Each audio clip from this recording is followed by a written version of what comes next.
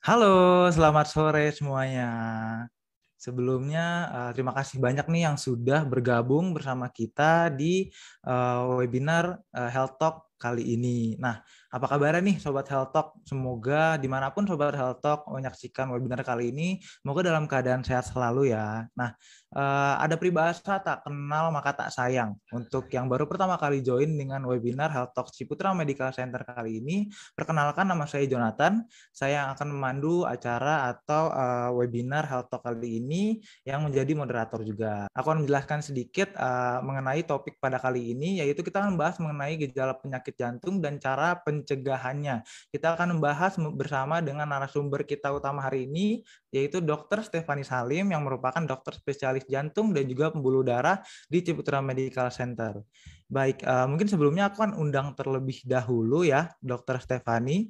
Halo dok. Apakah sudah terhubung? Halo Jo, apakah Halo. sudah terdengar suaranya? Iya, sudah terdengar mantap, Dok. Apa kabar nih, Dok? Kabar baik tentunya. Kabar baik, oke.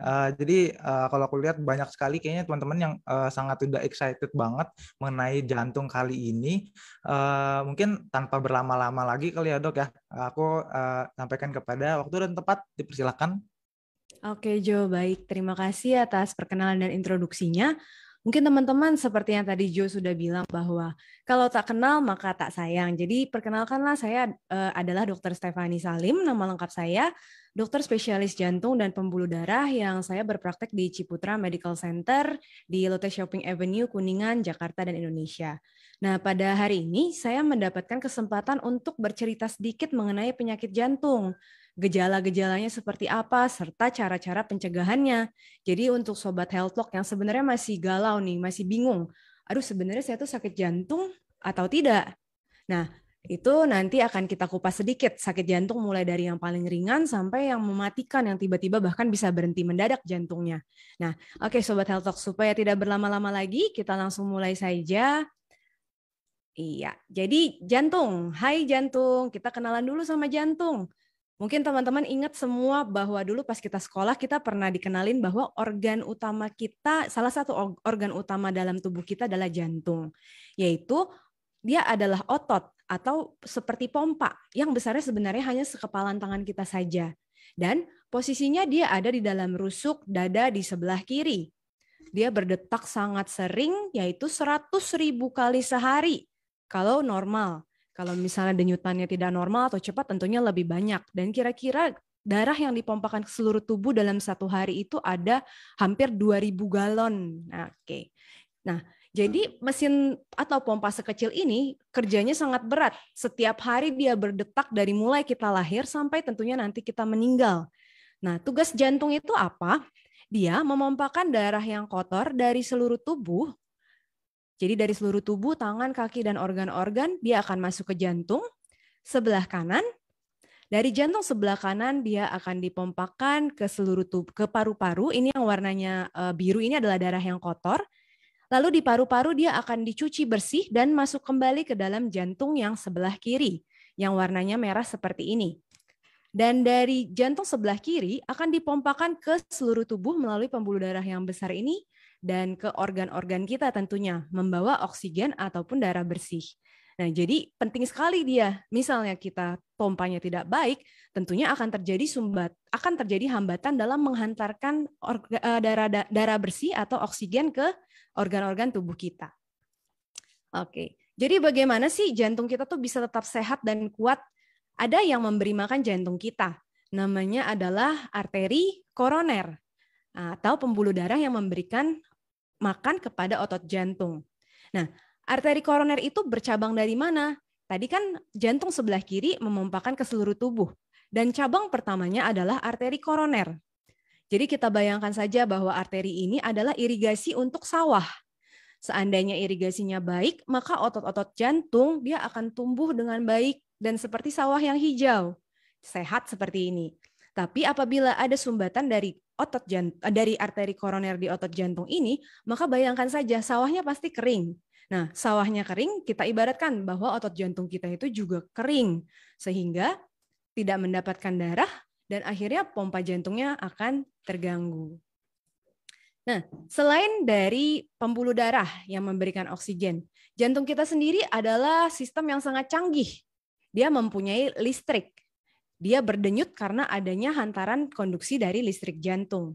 Nah, di sini kita lihat, dimulai dari yang paling kiri atas ini, lalu ke tengah, dan ke bagian kiri dan kanan jantung. Nah, ini adalah konduksi atau listrik jantung. Misalnya ada salah satu bagian dari salah satu pacu jantung yang rusak ini, maka bagian bawahnya akan mengambil alih. Yang paling atas ini adalah denyutan yang normal 60-100 kali per menit. Apabila yang atas ini normal, maka yang di bawahnya seperti kereta yang di bawahnya yang mengambil alih menjadi lebih pelan. Dan apabila rusak lagi lebih bawahnya lagi, maka denyutan kita akan menjadi lebih pelan lagi sampai 20 kali sampai 40 kali per menit, dan itu tidak normal. Nah, jadi selain masalah aliran atau irigasi tadi, ada juga masalah listrik. Nah, penyakit jantung. Oke, kita masuk ke penyakit jantung. Penyakit jantung itu bervariasi dan bisa terjadi di siapa saja. Mulai dari anak bayi yang masih di dalam kandungan, yang baru lahir, lalu bisa juga dia masih kanak-kanak, dewasa muda, dewasa yang sedikit tua, sampai yang sudah sangat tua pun bisa terjadi. Nah, penyakit-penyakit jantung yang terjadi sendiri pun bervariasi. Di sini saya akan memaparkan beberapa yang sering terjadi, mulai dari penyakit jantung koroner, yang mungkin sangat berbahaya kalau mungkin teman-teman pernah dengar, ini adalah penyakit jantung yang bisa menyebabkan meninggal mendadak, atau keluhannya sangat berat sekali sehingga pasien itu bisa tiba-tiba pingsan dan tidak sadarkan diri di tengah jalan. Nah, atau yang biasanya mungkin dikenal sebagai angin duduk. Nah, ini adalah penyakit jantung koroner. Lalu yang kedua adalah gangguan struktur jantung. Jadi kalau struktur jantung itu adalah bagian dari selaput jantungnya, lalu dari sekat-sekat jantungnya, dan ada katup jantungnya juga. Nah, jadi gangguan struktur ini juga bisa didapat dari lahir atau bawaan, bisa juga setelah kita beranjak dewasa kita mendapatkan penyakit ini. Nah, kenapa bisa didapatkan? Misalnya jantung kita terkena infeksi, atau bisa juga jantung kita mengalami adanya keganasan atau tumor. Nah, di sini terjadi gangguan struktur nantinya. Dan selanjutnya ada gangguan pompa atau yang disebut dengan gagal jantung. Gagal jantung di sini adalah sebenarnya penyakit jantung yang sudah paling parah. Jadi dari semua penyakit jantung yang lain, ujung-ujungnya dia akan mengalami gagal jantung. Sehingga pompanya lemah dan akhirnya pasiennya tidak kuat, sedikit-sedikit capek, sesak nafas, tidak bisa tidur terlentang, dan badannya bengkak. Ada juga penyakit jantung darah tinggi, karena darah tinggi yang terus-terusan kita memberi beban pada jantung. Ada gangguan listrik seperti yang tadi saya sudah sampaikan atau aritmia. Dan ada juga penyakit yang langsung berhenti jantungnya atau namanya henti jantung. Ini seperti korslet. Jadi misalnya kita lagi jalan, tiba-tiba jantungnya berhenti berdenyut. Nah, itu menyebabkan kematian jantung mendadak. Lagi tidur saja bisa tiba-tiba terjadi. Bahaya banget kan, Sobat Healthcare? Oke. Dan sekarang kita lihat perubahan pada penuaan. Ini adalah pembuluh darah kita. Pembuluh darah kita pada saat kita masih kecil, rata, mulus. Lalu pada saat usia kita mulai 30-an, di sini sudah mulai timbul tumpukan-tumpukan lemak. Yang semakin kita tua di atas usia 40 tahun, dia akan semakin tebal. Nah, disinilah peran kita untuk melakukan pemeriksaan berkala, yaitu untuk mendeteksi apakah sudah ada penyumbatan dalam pembuluh darah kita atau tidak. Nah, bagaimana supaya ini tidak muncul? Nanti akan saya bahas lebih lanjut di belakang. Namun yang perlu diketahui adalah proses ini terjadi pada semua manusia. Dan semakin dia menebal, maka pembuluh darah ini akan menjadi kaku. Dan pada usia di atas 75 tahun, tekanan darah tinggi itu merupakan kondisi yang paling sering ditemukan. Jadi hampir semua orang tua itu pasti akan darah tinggi. Misalnya dia bilang, dulu saya darahnya nggak tinggi dok, tapi saya sekarang ada darah tinggi. Ya itu memang benar bisa seperti itu, karena proses yang normal. Dan denyut jantung sendiri juga akan menurun seiring dengan penuaan. Oke, kita maju ke penyakit dan serangan jantung koroner. Di sini dibedakan, ada yang disebut dengan penyakit, di mana kondisi ini pelan-pelan terjadi.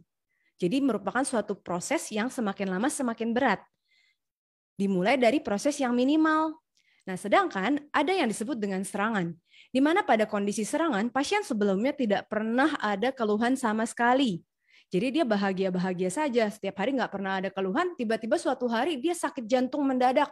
Aduh, dada saya tiba-tiba berat, dok, saya tidak pernah seperti ini sebelumnya, beratnya parah banget sampai saya rasanya mau mati. Nah, itu yang disebut serangan, karena tiba-tiba diserang. Beda dengan penyakit. Untuk penyakit ini kita bisa mendeteksi karena pasiennya ada keluhan. Dada saya sakit, dok, kalau misalnya saya lari 1 jam. Yang kedua, dada saya sakit setelah lari setengah jam. Nah, itu masih mungkin penyakit. Jadi pada saat kondisi normal, pembuluh darah kita dengan sumbatan yang sedikit, tidak ada kelainan di otot jantungnya. Tapi pada saat jantung kita diberi beban, kita lari ataupun kita kerja berat, bisa ada keluhan karena kebutuhan dari otot jantung meningkat dan pembuluh darah kita yang sempit tidak cukup untuk memenuhi kebutuhan di otot jantung. Nah, gambar ini menunjukkan kalau terjadi suatu serangan jantung, maka akan ada satu plak kolesterol yang pecah dan akhirnya menimbulkan sumbatan yang tiba-tiba terjadi dan tiba-tiba penuh. Sehingga otot jantung yang di sini yang tadinya baik-baik saja, tiba-tiba tidak mendapatkan aliran darah dan akhirnya rusak. Oke, nah sekarang apa saja faktor risiko kita bisa terkena penyakit jantung koroner ataupun serangan jantung? Ada yang dapat dimodifikasi dan ada juga yang tidak dapat dimodifikasi. Yang tidak dapat dimodifikasi antara lain adalah umur yang semakin tua, jenis kelamin di mana laki-laki lebih sering daripada wanita, dan keturunan atau ras. Jadi kalau memang keluarga kita memang ada yang riwayat penyakit jantung koroner, mungkin saja itu akan menurun ke kita dan ke anak-anak kita nantinya. Untuk risiko yang dapat dimodifikasi antara lain adalah merokok, kolesterol, darah tinggi, kencing manis, kurangnya gerak atau aktivitas fisik, jadi kaum rebahan ya, Sobat Health Talk, dan berat badan yang lebih, serta obesitas. Diet yang tidak sehat, jadi makannya junk food atau pesan-pesan yang gitulah, yang minyak-minyak ya, stres, dan juga konsumsi alkohol yang berlebih. Nah, jadi udah tahu nanti masing-masing mana yang ada di diri kita, itulah yang harus kita singkirkan agar tidak terkena penyakit jantung koroner. Dan bagaimana sih keluhannya? Nah, keluhannya itu adalah nyeri biasanya, yang paling sering dirasakan. Tapi misalnya kita tidak merasakan nyeri, mungkin ada keluhan-keluhan lain. Hal ini terjadi karena otot jantung kita tadi rusak. Rasa nyerinya adalah seperti ditekan, lalu ada pusing juga bisa. Nyerinya sendiri bisa menyebar pada lengan, punggung, bahu, leher, atau rahang, lalu sulit bernafas, nafasnya pendek-pendek, keringat dingin, mual muntah, dan rasanya lelah saja. Nah, jadi ini mungkin tidak hanya nyeri saja. Jadi misalnya ada keluhan-keluhan lain seperti, kok saya lelah banget ya. Nah, kalau memang kita punya faktor risiko yang tadi, kita harus curiga bahwa oke, mungkin saja sebenarnya saya ada penyakit jantung koroner nih, atau saya lagi kena serangan jantung. Nah, untuk lokasi-lokasi nyerinya bervariasi. Biasanya sih ada di dada. Dadanya lebih sering di sebelah kiri, tapi tidak menutup kemungkinan sakit dadanya itu ada di tengah-tengah tulang dada, melingkar ke leher, menjalar sampai ke lengan, bahu, dan juga punggung sebelah kiri. Nah, biasanya daerahnya di kiri karena jantung kita ada di kiri. Bisa nggak jantung posisinya di kanan? Bisa saja kalau memang ada bawaan lahir yaitu variasi. Jadi variasi jantungnya di sisi sebelah kanan. Nah, gambar ini menunjukkan, jadi kalau pada saat kita kena serangan jantung, pada waktu 1 jam hanya segini otot jantung yang kena. Tapi 2 jam, 3 jam, 4 jam, dan seterusnya, sumbatan itu tetap ada. Dan akhirnya kerusakan otot jantung akan semakin meluas. Nah, apabila kerusakannya semakin luas, maka otot itu akan rusak, dan apabila dia rusak, maka pompanya tidak akan bisa berfungsi dengan baik. Akhirnya pasiennya akan sesak dan mudah lelah. Sehingga kalau kita kena serangan jantung, kita harus mencari pertolongan segera. Dalam 3 jam, mortalitasnya akan sangat turun jauh. Jadi pada saat 3 jam pertama itu paling baik. Namun pasien masih bisa terselamatkan dengan batas 12 jam pada serangan jantung. Oke, nah apa sih yang dilakukan apabila ada penyakit jantung koroner? Nah, ada beberapa cara tentunya, makan obat dan lain-lain. Namun salah satu teknologi yang ingin saya angkat di sini adalah dengan pemasangan ring. Jadi seperti ini, ada sumbatan, lalu ada kabel yang masuk, dan ada balon dengan stand. Sehingga pada saat ada sumbatan yang kita lihat ada, akan dilebarkan dengan menggunakan balon, seperti ini. Dan apabila sudah terbuka pembuluh darahnya, kita akan meninggalkan stent di dalam pembuluh darah itu supaya alirannya tetap lancar dan sawahnya tidak kering. Oke, nah ini caranya pemasangan ring atau untuk yang lebih advance lagi adalah operasi bedah. Apabila tidak bisa dipasang ring dan lokasi sumbatannya banyak, maka dokter akan memutuskan daripada kita pasang ring seperti rel kereta di sepanjang pembuluh darah, kita operasi saja langsung, lewatin beberapa sumbatan yang ada di pembuluh darah tersebut. Oke. Nah ini kita lihat, ini adalah gambar dari kateterisasi jantung. Di sini adalah pembuluh darah yang seharusnya ada, seperti di gambar yang di sebelah kanan yang normal. Nah, di sini pembuluh darahnya hilang karena tersumbat tadi, tersumbat total. Apa yang kita lihat, ini adalah gambaran USG jantung atau echo. Jadi pada saat tidak ada aliran darah, kita lihat pompa jantungnya pun melemah, jantungnya tidak kuat pompa, beda dengan yang normal. Apa yang akan terjadi nanti? Kita akan lihat di bagian gagal jantung. Tapi secara klinis pasien akan merasa dadanya sakit karena otot jantungnya rusak. Dan yang kedua, pasien akan merasa sesak nafas, tidak kuat untuk berjalan, tidak kuat untuk melakukan aktivitas, tidak bisa tidur karena cairannya tertumpuk di paru-paru dan tidak bisa dipompa ke seluruh tubuh. Nah, selanjutnya kita masuk ke bagian gangguan struktur jantung. Tadi pembuluh darah, sekarang struktur. Nah, gangguan struktur jantung ini ada dua, ada yang dari lahir, jadi dari dalam, ada juga yang didapat. Didapat itu misalnya pada saat kita besar, kita terkena infeksi, bakteri, virus, atau mungkin ada autoimun, misalnya kita punya sakit lupus atau sakit antifosfolipid syndrome dan sejenis autoimun itu. Bisa juga trauma, misalnya terbentur, jantungnya pecah atau robek. Lalu yang terakhir adalah keganasan atau tumor karena usia biasanya. Nah di sini kelainannya bisa dari paling luar, dari selaput jantungnya, yaitu meradang selaput jantungnya, bisa dari otot jantungnya, bagian yang memompa, ini yang normal, lalu dia menebal, bisa juga dia mengeras, dan yang terakhir dia menipis atau melebar. Nah ini macam-macam sekali memang, dan bisa juga sekat jantungnya yang bocor. Nah, sekat jantung bocor ini bisa juga dari bawaan lahir, misalnya kalau mungkin pernah dengar, iya saudara saya atau anak saya atau kakak saya itu ada yang jantungnya bocor dok. Nah bocor itu sebenarnya ada di sekat, ada di katup. Nah jadi selain sekat jantung yang bocor, katup jantung sendiri juga bisa bocor dan sempit. Gimana sih cara taunya? Nah kita lakukan lagi pemeriksaan USG jantung. Ini contohnya. Jadi jantung kita punya 4 katup, 2 di sisi kanan dan 2 di sisi kiri. Katup itu bisa menyempit, bisa juga dia melebar. Nah, normalnya membuka katup seperti ini lebar, tapi kalau dia menyempit dia hanya terbuka sedikit. Nah, seperti bocor juga pada saat katup itu menutup harusnya bisa rapat, tapi di sini dia tidak rapat. Nah, kenapa itu bisa terjadi? Ya, kita nggak tahu. Kita harus cari apakah ada faktor bawaan lahir atau ada faktor yang didapat. Nah, ini gambaran USG-nya contohnya. Kalau teman-teman lihat di sini ada yang warna biru turun ke bawah, nah itu menandakan bahwa katup jantung yang lagi seperti tepuk tangan ini bocor. Jadi dia tidak rapat dan ada aliran yang turun, yang kembali. Harusnya alirannya ke atas, tapi dia malah turun ke bawah karena kebocoran. Keluhannya apa? Sama, pasiennya sesek, capek. Lalu ada juga keganasan tumor. Nah, tumor itu mengerikan ya, maksudnya kita juga nggak tahu nih kayak gimana, kok bisa tiba-tiba aja ada gitu di mana saja, termasuk di dalam rongga jantung. Seperti ini contohnya, harusnya dalamnya kosong tapi ini ada 1 yang bertambah. Daerah sini juga ada, tiba-tiba ada tumor nih yang warnanya putih di dalam rongga jantung yang seharusnya warnanya hanya hitam. Oke, sekarang gangguan pompa jantung atau gagal jantung. Normalnya jantung seperti ini di ronsen. Jadi ini adalah gambar ronsen dan ini adalah gambar USG jantung atau ekokardiografi. Nah, gagal jantung ini adalah akhir dari semua penyakit jantung, mulai dari penyakit jantung koroner, katup jantung, tekanan darah tinggi dan juga gangguan otot. Normalnya jantung hanya sebesar ini di ronsen dan pada saat di USG pompanya kuat seperti ini.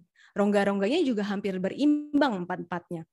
Pada kondisi gagal jantung, jantungnya akan mengembang, membesar, atau yang biasa dikenal dengan pembengkakan jantung. Dan pada saat kita lakukan USG, bisa kita temukan pompanya ternyata lemah. Nah, kenapa dia bisa lemah? Teman-teman ingat tadi, pada saat ada sumbatan di otot jantungnya akan rusak dan dia tidak bisa berfungsi memompa dengan baik. Sehingga jadilah seperti ini pompanya, gagal. Ini hanyalah salah satu dari penyebabnya, sedangkan semua penyakit jantung bisa berujung ke gagal jantung. Nah, ini. Jadi, apa saja sih ciri-cirinya? Untuk gagal jantung di daerah kiri, kita ingat bahwa jantung kiri memompa ke seluruh tubuh.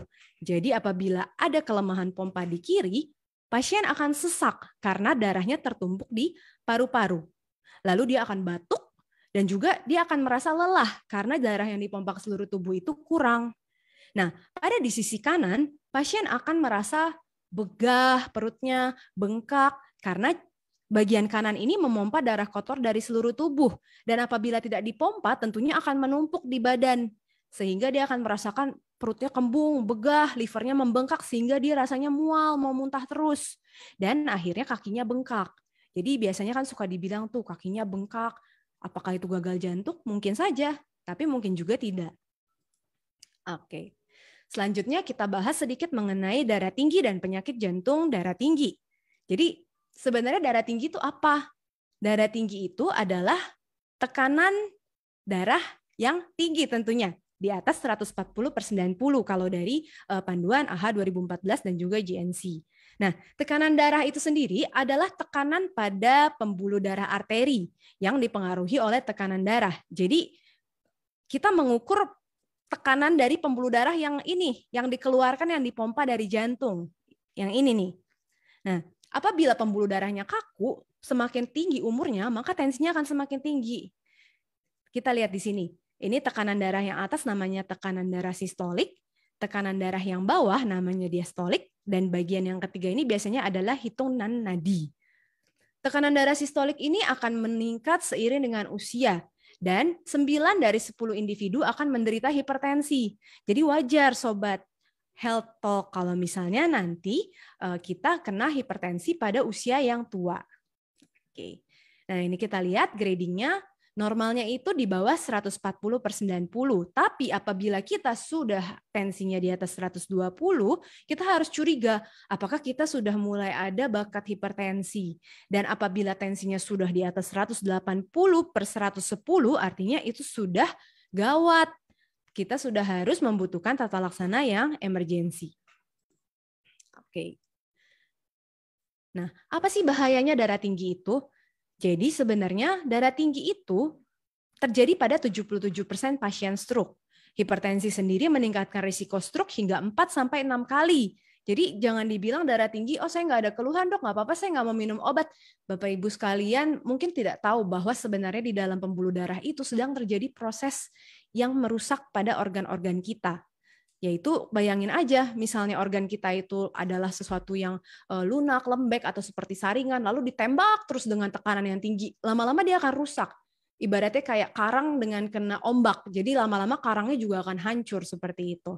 Lalu 69% pasien serangan jantung, 75% pasien jadi gagal jantung, pandangan matanya jadi buram karena hipertensi merusak sel-sel saraf mata, lalu disfungsi ereksi, dan juga gagal ginjal. Jadi sebenarnya ada yang takut makan obat darah tinggi karena ginjalnya takut rusak.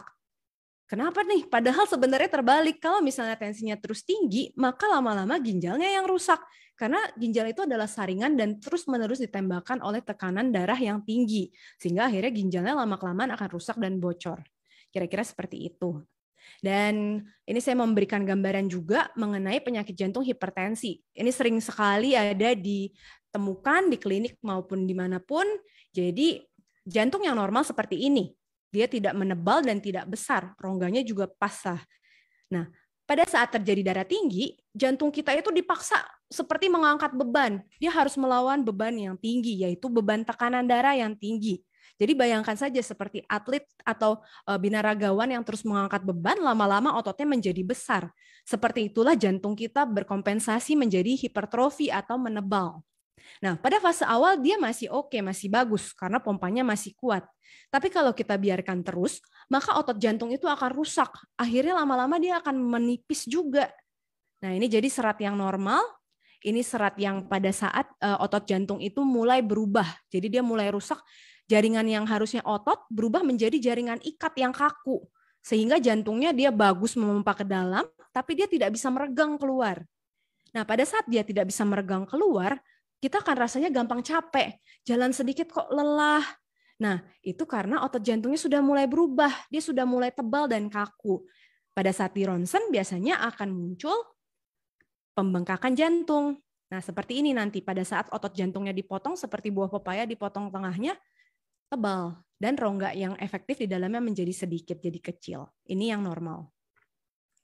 Oke, selanjutnya ada gangguan listrik atau irama jantung. Nah, jadi ini kalau kita bilang gampangnya adalah korslet nih jantungnya. Biasanya kita akan merasakan detak jantungnya pelan atau cepat sekali, atau juga detaknya tidak teratur. Jadi ada jarak di antara detak selanjutnya. Beda-beda.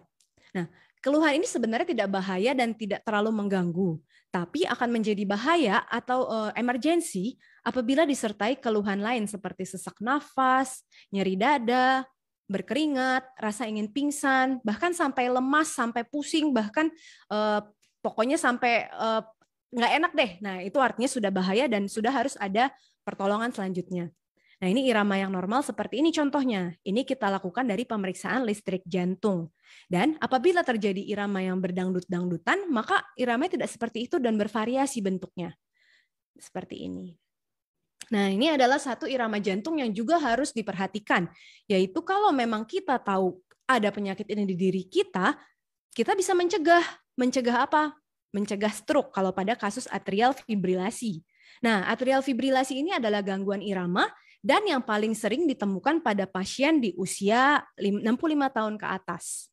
Iramanya tidak teratur sehingga bagian otot jantung yang atas ini menyebabkan gampang terbentuk bekuan darah di dalam rongga jantung. Karena dia harusnya memompa seperti ini, dia menjadi hanya bergetar-getar saja. Sehingga gumpalan darah di dalam rongga jantung bisa terbentuk, dan akhirnya pada saat gumpalan darah itu bisa lepas ke seluruh tubuh, dia akan lepas dan menyumbat pembuluh darah lain, misalnya di otak, ataupun pembuluh darah di tangan dan kaki.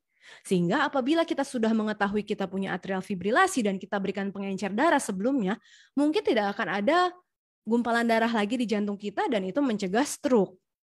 Oke. Selanjutnya ada lagi yang disebut dengan henti jantung. Kalau sempat heboh kemarin-kemarin ada yang atlet habis main bulu tangkis dia meninggal, main bola dia langsung meninggal. Sebenarnya dia yang mana sih? Atau seperti kasus artis berinisial A yang ditemukan oleh istrinya meninggal mendadak, ini sebenarnya yang mana, Dok? Dia nggak ada keluhan sebelumnya. Nah, kita bedakan di sini bahwa ada yang disebut dengan cardiac arrest atau henti jantung dan heart attack. Yang awal tadi saya bahas karena serangan jantung, pembuluh darahnya mendadak tersumbat. Cardiac arrest ini adalah masalah listrik. Jadi seperti Brugada syndrome yang kemarin sempat heboh. Nah, ini kita temukan dari pemeriksaan rekam jantung pada saat pasien sedang istirahat. Sedangkan kalau untuk mendeteksi serangan jantung, kita lihat faktor risikonya dan juga kita lakukan treadmill stress test.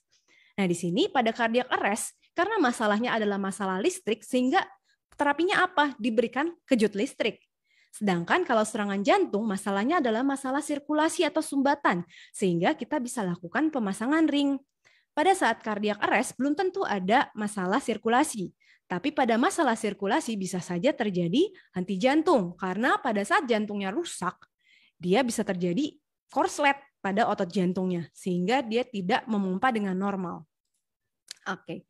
Nah, apabila terjadi tadi henti jantung, seperti yang di film-film sering dilakukan adalah bantuan hidup dasar. Bantuan hidup dasar mempertahankan aliran darah sampai ke otak pada saat jantung kita sedang berhenti. Jadi apabila kita menemukan pasien yang pingsan tiba-tiba kita curiga ini henti jantung, jangan hanya ditepuk-tepuk saja bahunya, tapi lakukanlah bantuan hidup dasar. Dan tidak berhenti di bantuan hidup dasar karena tadi masalahnya adalah listrik, berikanlah kejut listrik atau defibrilasi. Oke. Misalnya kita mendeteksi, oh saya ternyata punya masalah henti jantung nih, punya masalah risiko henti jantung. Jadi misalnya pada saat kita periksa, oh saya punya Brugada syndrome atau keluarga saya ada yang pernah meninggal mendadak nih, itu kan menurun. Kita harus tahu apakah kita punya apa enggak nih. Misalnya ada, apa yang harus saya lakukan? Kita bisa pasang sesuatu untuk mengejutkan listrik di jantung kita apabila terjadi henti jantung mendadak itu. Jadi nanti ujungnya akhirnya bisa kita lakukan pemasangan pacu jantung ataupun defibrilator otomatis. Sehingga pada saat jantung kita berhenti, bisa langsung diberikan kejutan listrik dan di situ nyawa kita terselamatkan. Oke, jadi sampai di bagian pemeriksaan jantung, bahwa di sini banyak sekali modalitas untuk menentukan apakah jantung kita itu sehat atau tidak. Mulai dari yang non-invasif atau yang tidak melukai sama sekali, dan yang terakhir ini adalah yang melukai. Yang paling gampang dilakukan adalah pemeriksaan rekam jantung atau rekam listrik jantung, elektrokardiogram. Lalu ada juga stress ECG atau treadmill test. Di sini jadi jantung kita diberikan beban dan akan dilihat apabila jantung kita diberikan beban apakah dia akan kuat dan reaksinya normal, atau justru malah ada reaksi yang tidak normal pada saat kita lakukan treadmill test. Misalnya keluar gangguan irama atau keluar keluhan nyeri dada, di situ artinya kita harus curiga ada masalah irama atau ada masalah sumbatan jantung. Dan kita juga bisa mengukur kemampuan kita, apakah kita cukup kuat untuk bisa olahraga futsal yang berat ataupun badminton yang berat. Kalau misal jantung kita kuat di stress test atau treadmill test, tentunya kita akan kuat untuk bisa melakukan olahraga yang kuat. Jadi lebih aman pada saat kita melakukan olahraga, tidak akan terjadi henti jantung. Bukan tidak akan terjadi ya, tapi mengurangi risiko dan kita bisa mencegah sebelumnya. Lalu pemeriksaan selanjutnya yang tidak melukai juga adalah USG jantung atau ekokardiografi. Di sini kita bisa melihat struktur jantung, gerakan ototnya, katup-katupnya, dan juga aliran darahnya, apakah bagus atau tidak. Dan yang tadi mendeteksi apakah ada bekuan darah di dalam jantung. Yang mana kalau bekuan darah itu lepas, bisa menyebabkan stroke. Lalu pemeriksaan lain adalah ronsen. Di sini pada ronsen kita bisa melihat jantung dan juga paru-paru, ukuran jantung besar atau tidak. Dan pembuluh darah juga terlihat sedikit di sini. Dan untuk pemeriksaan selanjutnya yang lebih advance adalah CT scan koroner jantung. Dengan menggunakan modalitas CT scan, kita masuk ke dalam alat CT scan sambil disuntikan kontras atau zat warna. Di sini kita bisa langsung melihat ada sumbatan atau tidak dalam pembuluh darah jantungnya. Dan yang terakhir adalah kateterisasi jantung. Melihat secara langsung apakah ada sumbatan seperti ini. Nah, bila ada sumbatan, kita lakukan pemasangan ring dan kita bisa melihat langsung pembuluh darahnya kembali utuh, tidak ada sumbatan lagi. Nah, selain pemeriksaan ini tentunya masih ada lagi pemeriksaan-pemeriksaan lain, tapi tidak akan saya bahas karena mungkin itu lebih advance. Nah, yang simple biasanya adalah ini yang rutin kita kerjakan, dan di Ciputra Medical Center ini kita mengerjakan sampai ke USG jantung, treadmill test, ronsen, dan juga EKG. Nah, sekarang kita masuk ke bagian pencegahan. Gimana sih agar jantung kita tetap sehat? Jadi dari Kemenkes RI, mereka sudah mengkampanyekan mengenai cerdik. Di sini cerdik terdiri dari 6 poin. Yang pertama adalah cek kesehatan secara rutin. Jadi bukan berarti kita menunggu sakit baru kita berobat atau mencari pertolongan. Di sini pada saat usia kita sudah di atas 30 atau 40 tahun, kita sudah harus mencari apakah ada risiko yang mungkin akan berkembang ke depannya menjadi penyakit. Jadi selain cek kesehatan berkala, kita lanjut ke poin yang kedua, yaitu enyahkan asap rokok. Enyahkan asap rokok ini dibilang enyahkan asap ya, jadi bukan berarti kita tidak merokok saja. Kita harus tidak terpapar dengan asap rokok. Jadi misalnya kita kerja di tempat yang banyak asap rokok, nah itu sudah masuk ke dalam paparan asap rokok. Dan risikonya sama saja dengan yang merokok aktif. Gitu. Lalu selanjutnya adalah R, rajin aktivitas fisik. Karena dengan aktivitas fisik, pembuluh darah kita akan bagus. Pembuluh darah kita bisa melebar dan melentur dan menyempit dengan bagus sehingga tidak mudah kaku. Dan juga kita akan merasa lebih segar setiap harinya. Lalu diet seimbang, ini yang paling susah karena makanan di Indonesia ini enak-enak semua dan berlemak tentunya. Dan nanti akan kita bahas lebih lanjut. Dan selanjutnya adalah istirahat cukup, minimal 7 jam sehari. Lalu yang terakhir adalah kelola stres. Jadi harus diingat bahwa kalau kita stres itu adalah beban juga buat badan kita, termasuk untuk jantung. Kenapa? Jantung kita kalau kita stres dia akan berdetak lebih kencang. Dia akan lebih terpacu sehingga kita juga nggak nyaman dan bisa menimbulkan adanya serangan jantung nantinya. Karena terus-terusan dipaksa untuk untuk stres lah pokoknya. Dia akan lebih nggak enak, lebih sakit. Misalnya kita nangis aja itu kan udah kerasa ya, kadang-kadang dada sesak gitu. Oke. Nah ini adalah cara makan yang sehat. Makan yang sehat adalah batasi konsumsi gula, garam, dan lemak tentunya.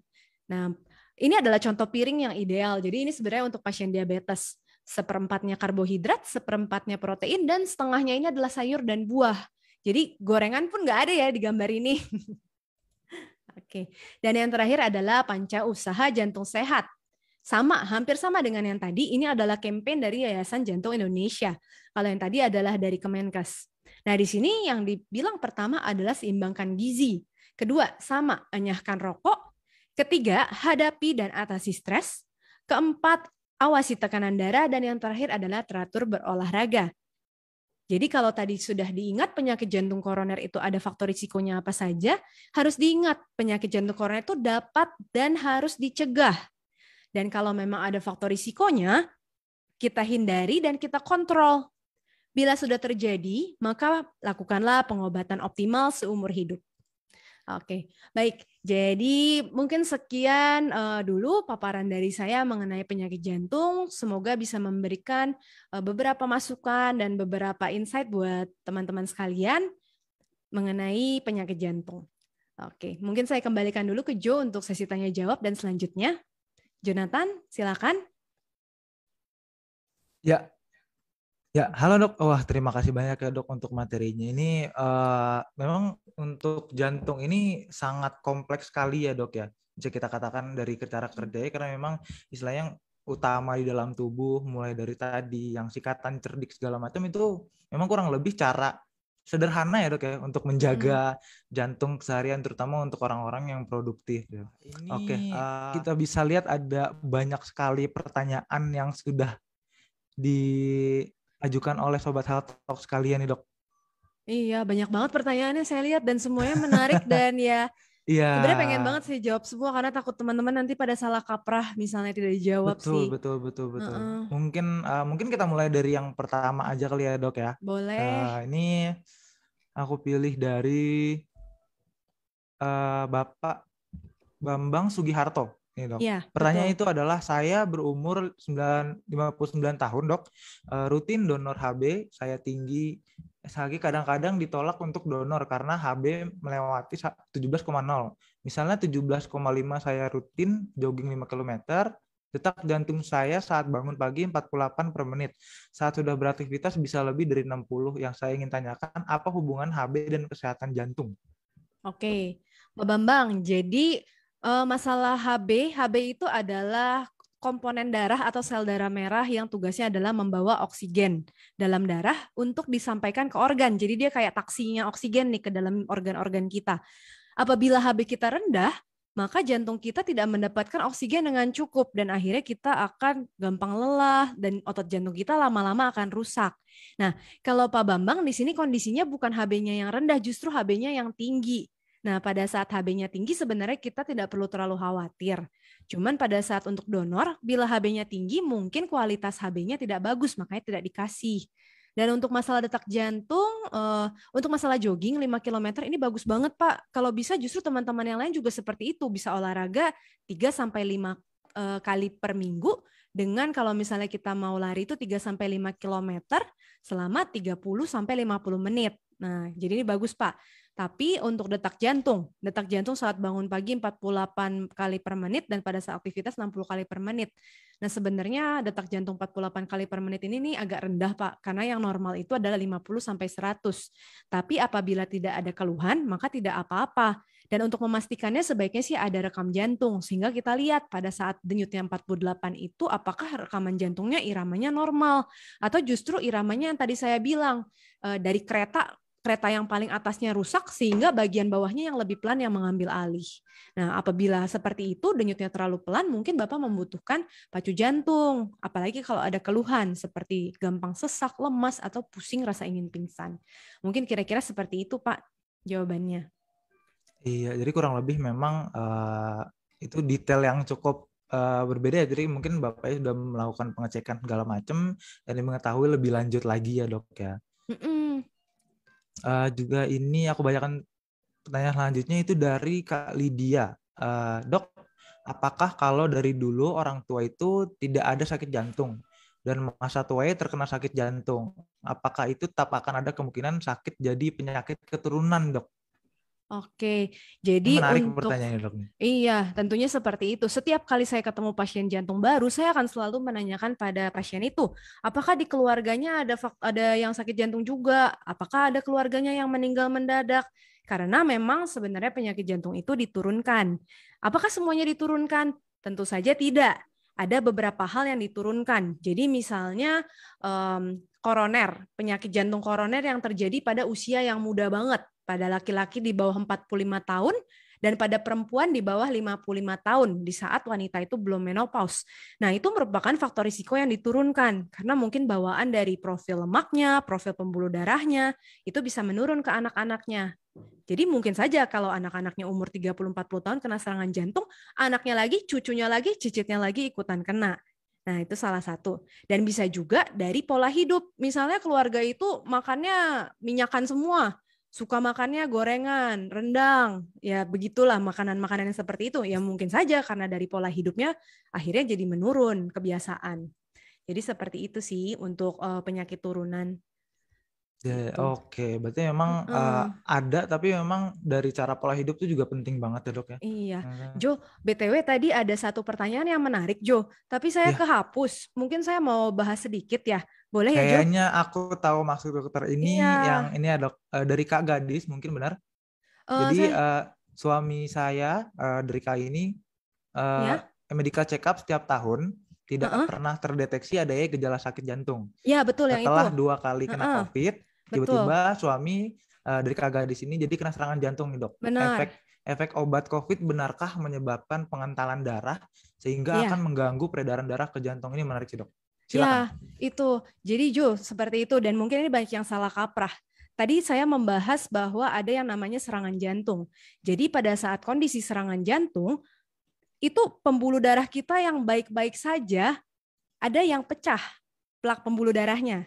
Sehingga pada saat plak pembuluh darah itu pecah akan terjadi reaksi radang seperti misalnya bisul yang pecah kan ada hal-hal ada trombosit lah segala macam eritrosit mereka berusaha mengumpul menghentikan luka dari bisul itu sehingga bisulnya bisa jadi koreng. Nah, kalau di dalam pembuluh darah jantung sama dia berusaha menutup koreng itu jadi dia membentuk koreng tapi masalahnya itu terjadi di dalam lumen pembuluh darah. Jadi pada saat terjadi itu yang ada bukan korengnya sembuh, tapi malah pembuluh darahnya tersumbat. Ada bekuan darah di dalam pembuluh darah tiba-tiba. Jadi kita bedakan ada satu bekuan darah, yang kedua plak kolesterol yang semakin tebal antara penyakit dan serangan. Jadi bisa saja apabila pasien itu terjadi serangan, sebelum-sebelumnya dia selalu normal di MCU. Dan treadmill itu sendiri pun dia hanya bisa mendeteksi 50-70%. 50-70% kemungkinan kena serangan jantung. Untuk lebih pastinya, pemeriksaan yang lebih lanjut adalah CT scan jantung. Di mana apabila kita melakukan CT scan jantung, seluruh pembuluh darah kita itu akan terlihat apabila ada plak. Dan plaknya akan kelihatan apakah plak ini plak yang stabil, yang isinya banyak kapurnya sehingga dia tidak mudah pecah, atau plaknya itu lembek yang karena isinya lemak semua. Nah, kalau plaknya lembek dan isinya lemak pada saat kita emosi, kita beban berat, kita lagi naik sepeda yang jauh, kita main bola atau futsal, dia bisa tiba-tiba pecah. Nah, pada saat pecah itu terjadilah serangan jantung. Nah, serangan jantung itulah yang biasanya bikin pasiennya tiba-tiba sakit banget sampai dia bisa penurunan kesadaran, bisa pingsan dan akhirnya meninggal. Nah, itu. Dan untuk efek obat COVID sendiri, obat COVID tidak menyebabkan penggumpalan darah. Tapi COVID-nya sendiri yang menyebabkan penggumpalan darah. Jadi kalau kita makan obat COVID yang biasanya adalah antivirus, justru efeknya sebenarnya adalah ke fibrosis paru-paru. Tapi ya di situ kita memilih lah ya, segala sesuatu itu selalu ada risiko dan kita pilih manfaat atau risiko. Kalau lebih besar manfaatnya ya sudah kita pilihlah. Kalau memang besar risikonya ya jangan kita ambil, jangan kita pakai gitu. Jadi untuk obat COVID menurut saya sudah tepat bila kita minum dan untuk masalah serangan jantung karena obat COVID tidak berhubungan. Nah, jadi mungkin saja yang terjadi pada suaminya Kak Gadis tadi adalah serangan jantung. Dan untuk mendeteksinya tentu dengan medical check up yang lebih advance, jadi mungkin dengan CT scan jantung dan juga tadi ada yang agregasi trombosit dan lain-lain ya. Seperti itu. Jadi memang salah satu cara untuk pencegahannya seperti yang dokter anjurkan juga ya dengan medical check up ya dok ya benar ya? Iya, dan Ya. juga tentunya pengubahan pola hidup. Pola hidup yang tadi cerdik tidak merokok, makannya diet seimbang, banyak sayur dan buah sehingga kolesterol tidak tinggi, tidak diabetes, dan juga apa tadi olahraga ya. Olahraga dalam porsi yang tidak terlalu berat, jadi porsinya sedang. Seperti yang mungkin terutama yang tadi sudah dijawab oleh dokter, untuk pertanyaan mengenai yang kakak di sini mungkin bisa banget dengan datang langsung ke Ciputra Medical Center untuk konsultasi. Mungkin kalau misalkan di sini kurang kalau kurang lebih di Kurang breakdown lebih terjawab, detail lagi ya ya, betul. bisa banget untuk Kak Gadis untuk datang ke Ciputra Medical Center dan bertemu langsung nih dengan Dokter Stefani. Oke, mungkin kita lanjut ke pertanyaan selanjutnya, Dok. Ini Iya. juga ada dari Kak Magdalena. Selamat sore, Dok. Apakah obesitas bisa menyebabkan penyakit jantung? Apa saja yang harus dihindari supaya tidak terkena penyakit jantung? Ini kayaknya lumayan general ya, Dok ya. Maksudnya banyak banget Iya. ditanya kayaknya. Oke, Boleh, mungkin Dok. Kak Magdalena, saya kembali ke masalah faktor risiko penyakit jantung koroner tadi ya. Tadi kita lihat bahwa penyakit jantung koroner sendiri ada faktor risiko yang dapat diubah dan faktor risiko yang tidak dapat diubah. Nah, di sini peran kita adalah melihat apakah risiko yang dapat diubah itu bisa kita atasi atau tidak. Jadi masalah seperti merokok, terus juga kolesterol, tidak boleh tinggi kolesterolnya, darahnya tidak boleh tinggi, tidak ada kencing manis. Lalu ini obesitas di sini masuk di sini Kak Magdalena. Jadi kalau ada obesitas kita harus turunkan berat badan. Dan yang terakhir adalah ini diet, stres, dan juga alkohol. Ini yang harus dihindari, Kak.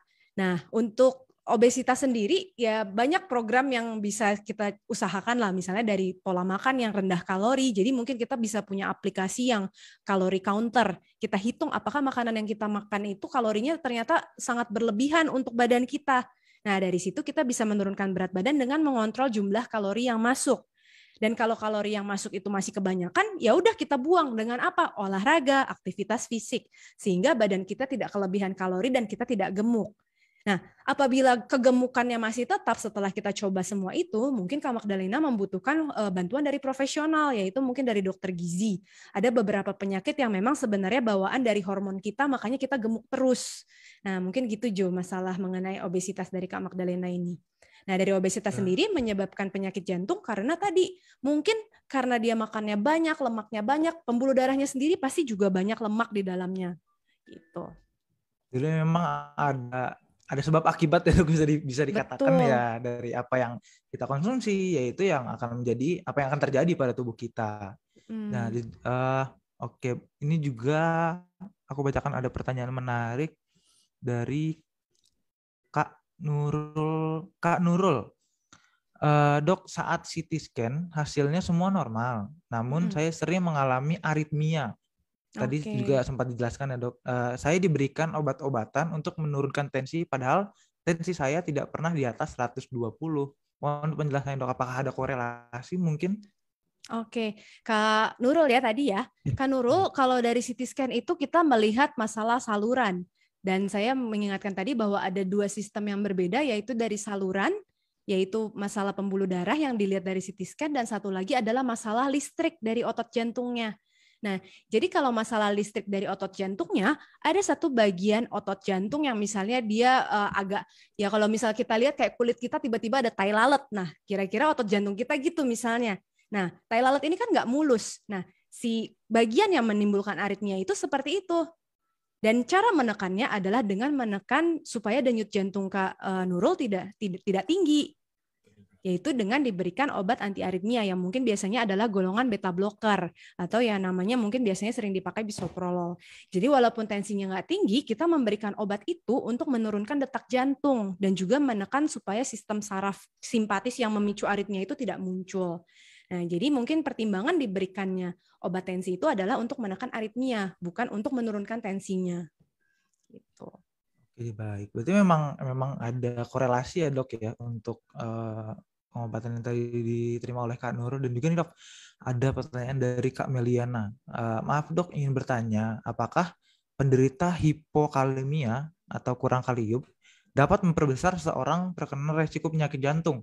Saya penderita hipokalemia dari usia 19 tahun, sudah tidak kambuh-kambuh lagi, tapi memang kadar kalium susah normalnya atau susah di atas 3. Terima kasih, Dok.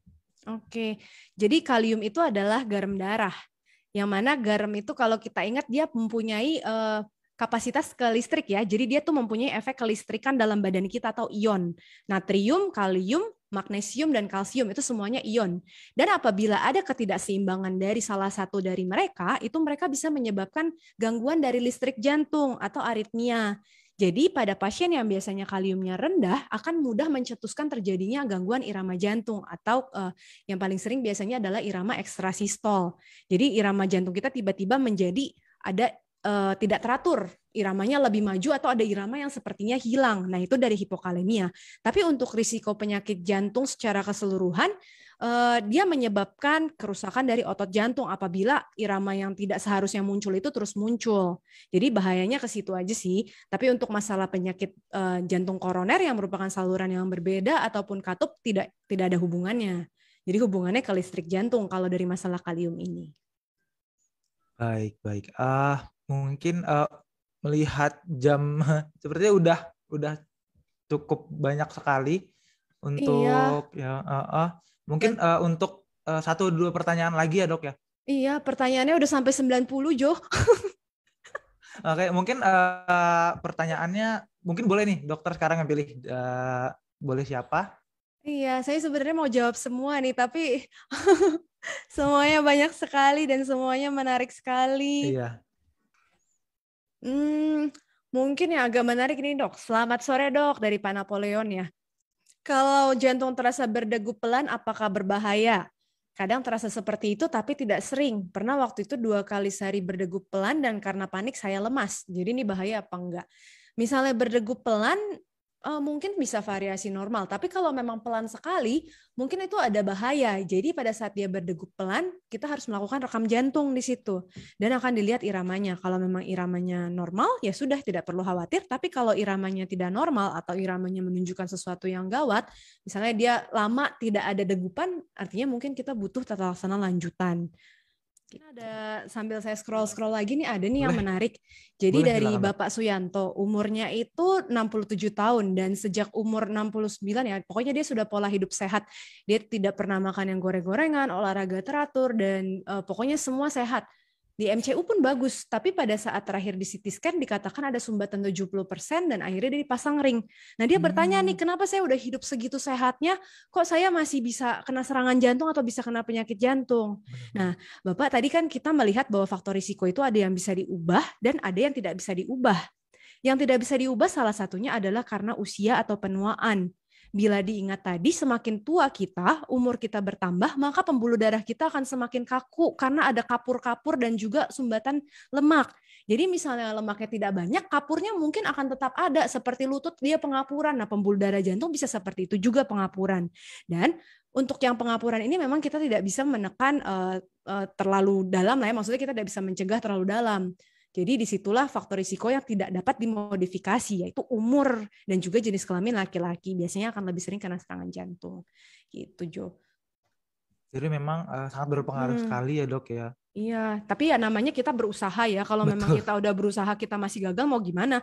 Daripada kita nggak berusaha dan ya begitu. Betul. Jadi memang istilahnya tidak dan meskipun kita merasa kita selalu menjalani kehidupan yang sehat dan aman istilahnya ya, tapi itu memang nggak terlepas dari resiko-resiko tersebut. Jadi mungkin caranya tadi dengan yang Dokter Stefani jelaskan, cara-cara istilahnya sederhana dan gampang banget. Tadi ada cerdas juga.